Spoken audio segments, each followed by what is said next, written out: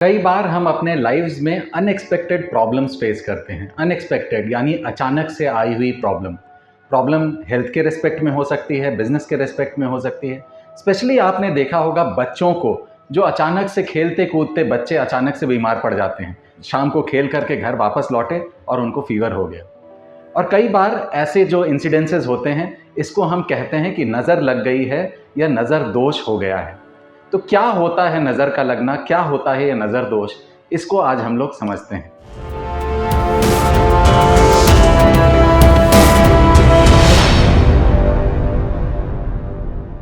नमस्कार, मैं हूं साकार मोहता, आपका वास्तु कंसल्टेंट।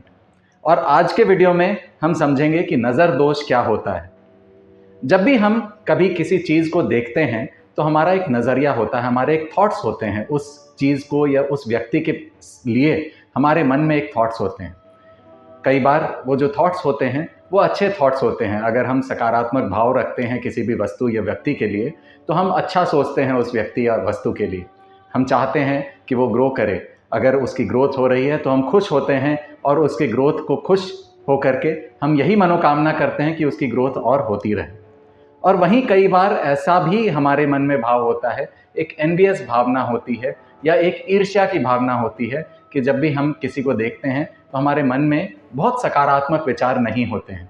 हमारे मन में नेगेटिव विचार होते हैं या ऐसे विचार होते हैं कि अरे ये ऐसे इतना कैसे ग्रो कर लिया, हम नहीं ग्रो कर पाए। ये कई तरह के हम कंपैरिजन्स करने लगते हैं। तो जब कभी कोई भी एक एनवियस नज़रिए से या एक ईर्ष्या की भावना से या एक नेगेटिव ऊर्जा भरी दृष्टिकोण से अगर किसी को देखता है, किसी व्यक्ति या वस्तु को देखता है, तो वो जो एनर्जीज़ वो ट्रांसफ़र करता है सामने वाले को सिर्फ एक बुरे नज़रिए से देख करके, वो एनर्जीज़ जो हैं वो नेगेटिव एनर्जीज़ होती हैं। वो ऐसी एनर्जीज़ होती हैं जो एनर्जी सामने वाले की एनर्जी के ऊपर हावी होने लगती है और दुष्प्रभाव डालती है।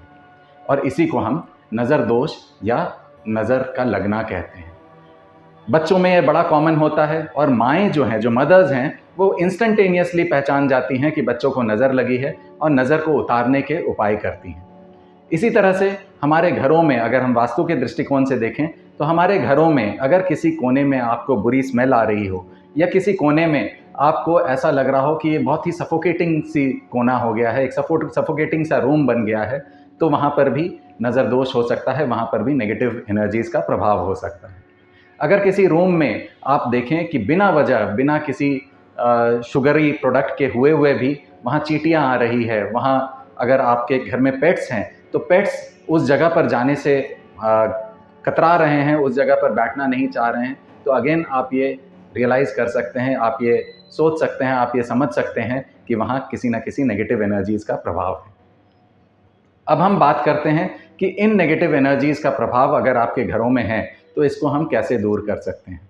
इसको दूर करने के कई तरीके हैं। हमारे स्क्रिप्चर्स में, दादी नानी की कहानियों में कई तरह के बताए जाते हैं उपाय कि कैसे हम नज़र दोष से बच सकते हैं, कैसे हम नज़र दोष को दूर कर सकते हैं। तो कुछ प्रमुख उपाय और कुछ सरल उपाय आज के इस वीडियो में हम लोग डिस्कस करेंगे। तो सबसे पहले उपाय जो हम डिस्कस करेंगे वो हम लोग डिस्कस करेंगे पीली सरसों का यूज़ करके। पीली सरसों, येलो मस्टर्ड के सीड्स जो होते हैं वो नेगेटिव एनर्जीज़ को एब्जॉर्ब करने का उनमें क्षमता होती है और नेगेटिव एनर्जीज़ को एब्जॉर्ब करने के बाद वो पॉजिटिविटी घर में ऐड करते हैं। तो पीली सरसों को हमें क्या करना है कि सैटरडे के सैटरडे पीली सरसों को हम स्पेशली जो आपके रूम का, आपके घर का वह कोना जहां आपको लगता है कि नेगेटिव एनर्जीज़ है वहां स्प्रिंकल करना है। अदरवाइज़ आप पूरे घर में सैटरडे के सैटरडे ये पीली सरसों को आप स्प्रिंकल कर दें। अगले दिन संडे की सुबह जब उस पीली सरसों को जमा करके उसको जला दें, उसको बर्न आउट कर दें, तो वो पीली सरसों जो है नेगेटिव एनर्जीज़ को एब्जॉर्ब कर लेंगी और घर में पॉजिटिविटी भरेगी। इसके बाद अगले उपाय को अगर हम लोग समझें तो अगला जो उपाय है वो है नमक का उपाय। नमक की पोटली बना करके अगर आप आइडेंटिफाई कर सकते हैं कि किस व्यक्ति को प्रॉब्लम हो रही है, नज़र दोष की प्रॉब्लम किसी एक पर्टिकुलर व्यक्ति को हो रही है, तो एक नमक की हम पोटली बनाएंगे और नमक की पोटली बना करके हम सोने से पहले, उस व्यक्ति के सोने से पहले व्यक्ति को एक चेयर पे बैठा करके, लिटा करके नहीं, एक चेयर पे बैठा करके अगर हम उस नमक की पोटली से उसके चारों तरफ उस नमक की पोटली को एक एंटी क्लॉकवाइज डायरेक्शन में हम रोटेट करते हैं तो वो नमक जो है नेगेटिविटीज़ को एब्जॉर्ब कर लेता है अपने अंदर और उस नमक को फिर हमें फ्लश आउट कर देना है। अगर किसी को बहुत फ्रीक्वेंटली नज़र लग रही है, बार बार नज़र दोष का सामना करना पड़ रहा है, तो ऐसे में ऐसे व्यक्ति को सॉल्ट वाटर बाथ लेना स्टार्ट करना चाहिए। सॉल्ट वाटर बाथ क्या होता है कि एक नहाने से पहले, एक शावर लेने से पहले आप एक छोटे से बोल में या मग में आप सॉल्ट को घोल लें पानी में, उसको आप अपने बॉडी पर लगा लें पूरी तरह, और लगाने के बाद उसके बाद फिर आप शावर ले लें। एक नॉर्मल शावर ले करके साबुन के साथ आप नहा लें। तो ये जो सॉल्ट वाटर बाथ है, ये अगेन आपके बॉडी में के आसपास जो नेगेटिव एनर्जीज़ हैं, इसको ये एब्जॉर्ब कर लेगा और नेगेटिव एनर्जीज से आपकी बॉडी को मुक्त करेगा। तो सॉल्ट वाटर बाथ हो गया, पीली सरसों हो गई, और उसके अलावा हम नमक का प्रयोग करेंगे जब किसी एक पर्टिकुलर व्यक्ति को नज़र लगी हो। अगर हम घर को सुरक्षित करना चाहते हैं कि हमारे घर को नज़र ना लगे, तो घर को सुरक्षित करने के लिए हम एक तो सॉल्ट वाटर का मॉपिंग करेंगे घर में। वीक में एक दिन सैटरडे के सैटरडे हम मॉपिंग करें सॉल्ट वाटर का।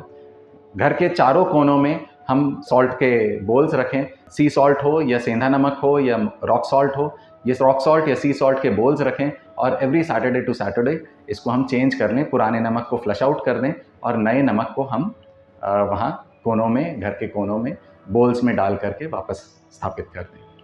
तो ये कुछ छोटे छोटे उपाय हैं जिससे हम अपने आप को नज़र दोष से बचा सकते हैं। अगर हमें नज़र लग गई है तो हम उसका एक इलाज भी कर सकते हैं, उस नज़र को उतारने का उपाय कर सकते हैं। आशा करता हूँ आपको इस वीडियो में यह समझ में आया होगा कि नज़र दोष आखिर होती क्या है और नज़र दोष से हम कैसे बच सकते हैं। अगर आपको यह वीडियो पसंद आई है तो प्लीज़ इसे लाइक करें, मेरे चैनल को सब्सक्राइब करें, ताकि ऐसी इन्फॉर्मेशन आपको मिलती रहे और छोटे छोटे उपाय, सिंपल उपाय आप करके अपने लाइव्स को और अपलिफ्ट कर सकें। Thank you so much.